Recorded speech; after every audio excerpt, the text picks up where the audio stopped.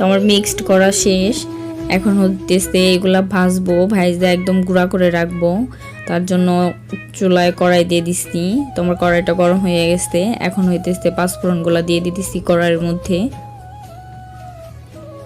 এইগুলা একদম লাল লাল করে ভেজে নিব।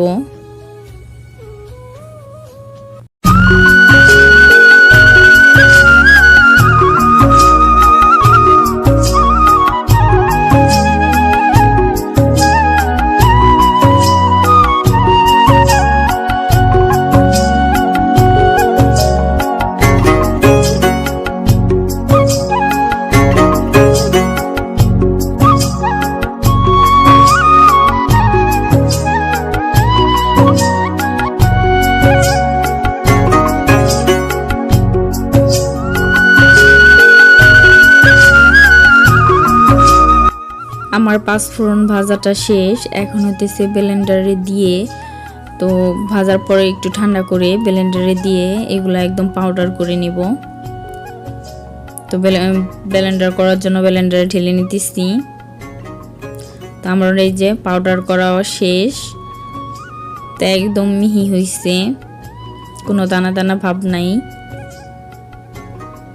তো এই পাঁচফোড়ন দিয়ে আমি কি আচার বানাই এগুলো সামনের ভিডিওতে আপনারা দেখতে পাবেন। তো তার জন্য আচারের জন্য কিছু আমি পেঁয়াজ বেরেস্তা করে নেব। তার জন্য পেঁয়াজগুলো কেটে ধুয়ে পরিষ্কার করে নিচ্ছি। এখন হইতেছে এগুলো বেরেস্তা করব। তো আজকে কিছুটা কাছে গিয়ে রাখতেছি। আর এক ভিডিওতে সব একসাথে ছাড়তে গেলে ভিডিওটা অনেক লং হয়ে যাবে, আপনাদেরও ভালো লাগবে না দেখতে। তো আমার পেঁয়াজ বেরেস্তা ভাজা শেষ। এখন উঠিয়ে নিতেছি একটা ঝালির মধ্যে।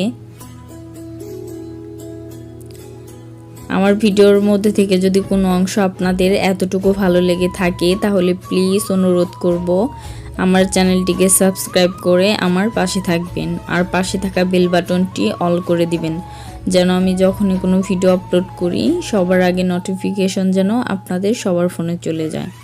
আপনাদের একটা লাইক, আপনাদের একটা কমেন্ট আমার ভিডিও বানাতে অনেক বেশি উৎসাহ বাড়াবে।